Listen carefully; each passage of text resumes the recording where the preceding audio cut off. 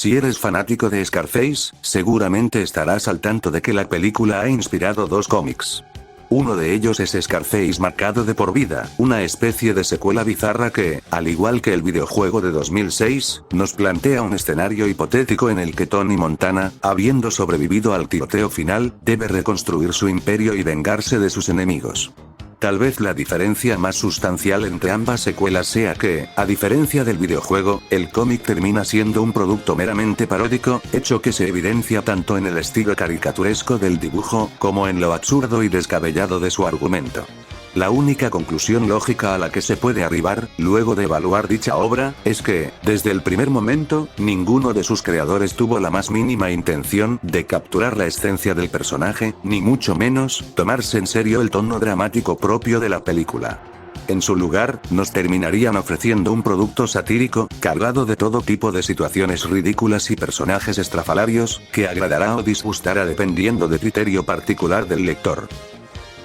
El segundo cómic, es una precuela a los acontecimientos de la película, la cual nos narra la vida de Tony, desde su infancia en Cuba, hasta buena parte de su juventud, y de cómo, las duras situaciones que debió afrontar a lo largo de su vida, terminarían teniendo un peso significativo en sus decisiones futuras, así como en la conformación de su carácter. Sin duda, la historia de esta obra, a pesar de no haber gozado de tanta popularidad, tendría un tono mucho más acorde con la esencia del guión original. Ahora bien, en esta ocasión, voy a hablarles de un tercer cómic, el cual pasaría prácticamente al olvido, y del que, seguramente, muchos ni siquiera deben tener la más mínima noción de su existencia. Pero antes, para poner las cosas un poco en contexto, es necesario que haga un breve comentario acerca de la historia que hubo detrás de la realización de este cómic. En 1928, tendría lugar la fundación de una de las editoriales de cómics más prestigiosas en la historia de la Argentina, me estoy refiriendo a la célebre editorial Columba. Para que tengan una idea de la dimensión que alcanzaría Columba a lo largo de su prolífica existencia, cabría mencionar que algunas de las revistas más emblemáticas de la industria, como Nippur Magnum, D'Artagnan, Fantasía, y El Tony, entre otras muchas, serían publicadas precisamente bajo este mismo sello editorial. Por estas publicaciones desfilarían también algunos de los artistas más destacados, como fue el caso del gran Robin Hood, autor de la mítica saga Nippur de Lagash. Entre la década del 70 y del 80, Columba también destacaría por publicar gran cantidad de adaptaciones de películas.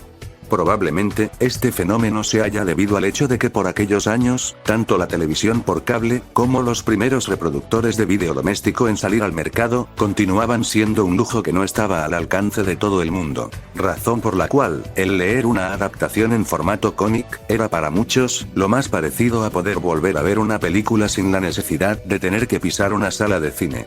Aunque Columba haya cerrado sus puertas definitivamente en 2001, sería gracias a la extraordinaria labor de Editorial EAXA, la cual ha venido recopilando todas las adaptaciones fílmicas que Columba publicó en su haber, que hoy podemos disfrutar de este magnífico e interesante material.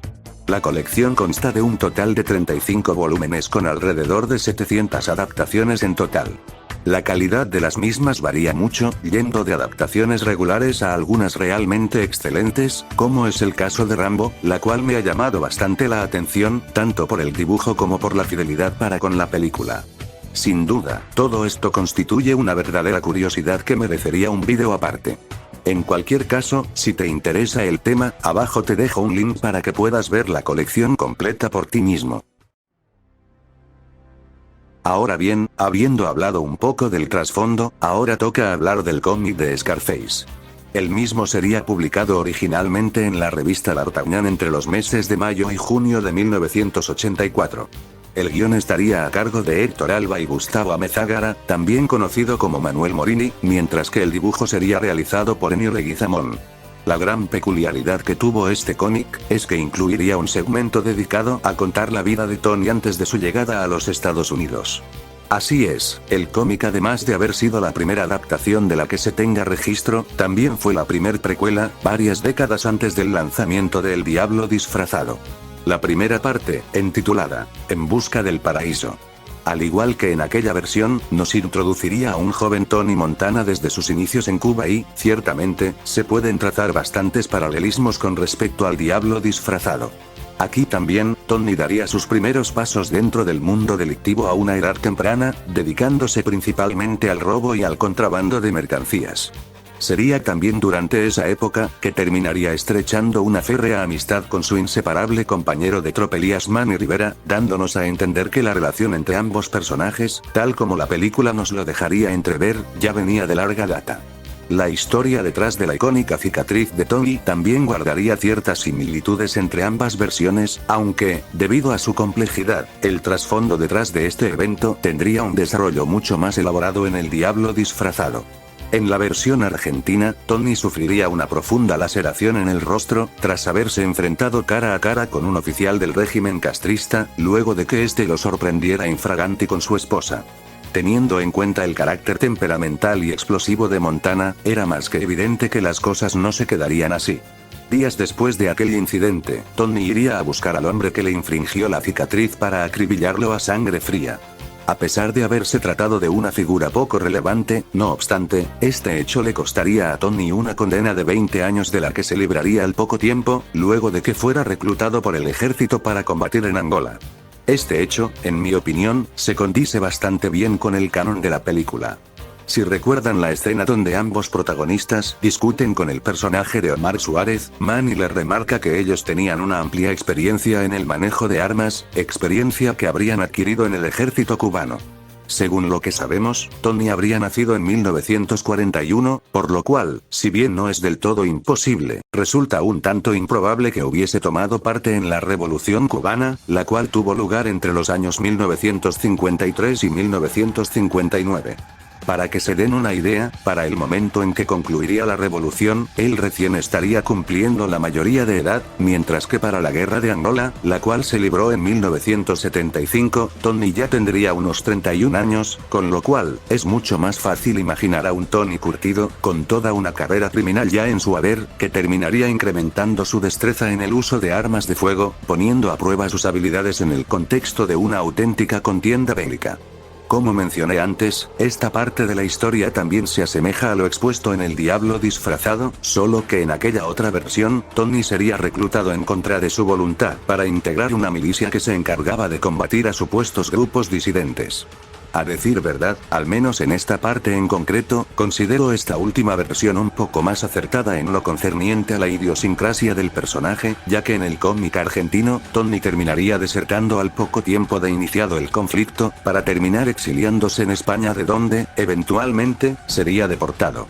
Creo que hubiese resultado mucho más satisfactorio el haber visto al Tony que todos conocemos, desplegando sus habilidades de combate en el campo de batalla, liquidando enemigos a diestra y siniestra. Aunque bueno, si lo vemos desde otro ángulo, la película nos devela, desde la primera escena, que Tony albergaba un profundo rencor contra el régimen cubano, lo que me hace pensar si, en primer lugar, hubiese accedido a combatir de buena gana para un gobierno al que detestaba con todas las fibras de su ser, más aún, si tenemos en cuenta que estaría peleando bajo coerción contra gente que no le había hecho nada en lo personal. No obstante, al menos me hubiese gustado haber visto a Tony rebelándose contra sus superiores, tal como ocurriría en El Diablo Disfrazado, y no escapando de allí sin más.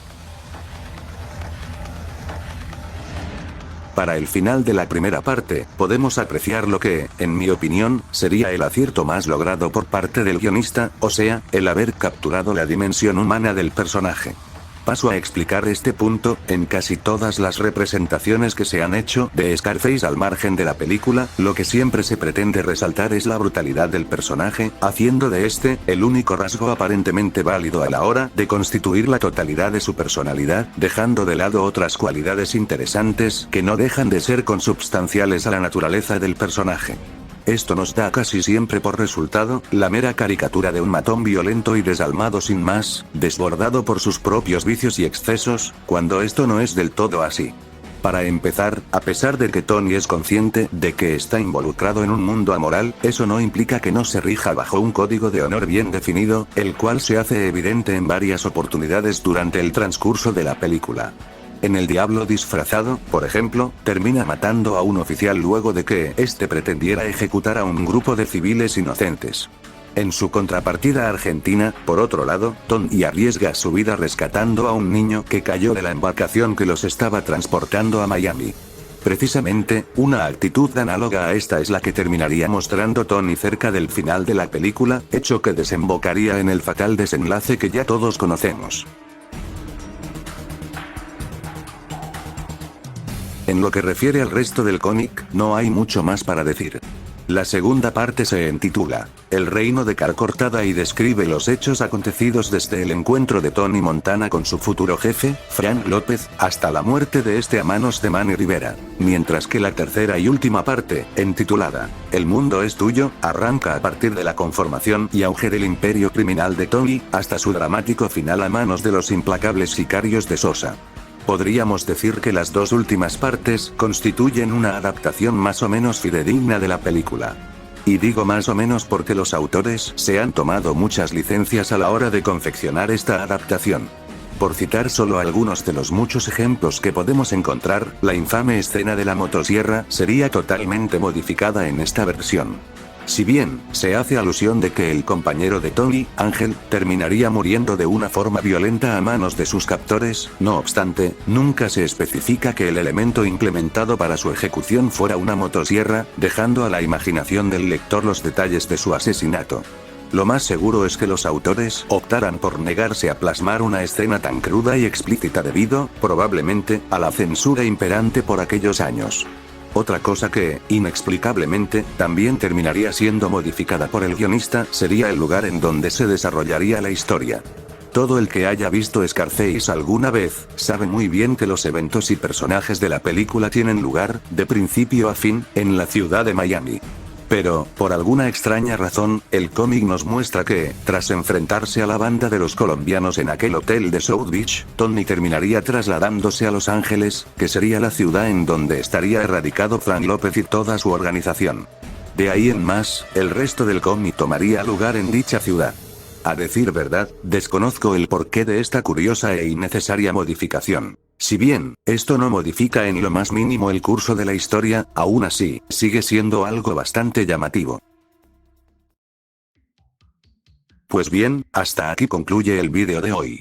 Honestamente, desconozco a ciencia cierta cuántos de ustedes tenían conocimiento de esta curiosidad. Pero, dado que Scarface ha venido generando una base importante de fans a lo largo de los años, consideré oportuno el tratar este tema, que seguro será del interés de más de uno de ustedes. En mi opinión, el nivel de fascinación que hay en torno a esta mítica película es tal, que no me sorprendería que en un futuro sigan saliendo cómics, novelas y demás productos en torno a la figura de Tony Montana. Si te ha gustado este video, o si te interesa este tipo de contenido en particular, no dudes en hacérmelo saber dándome un like o dejando un comentario. Muchas gracias por estar ahí.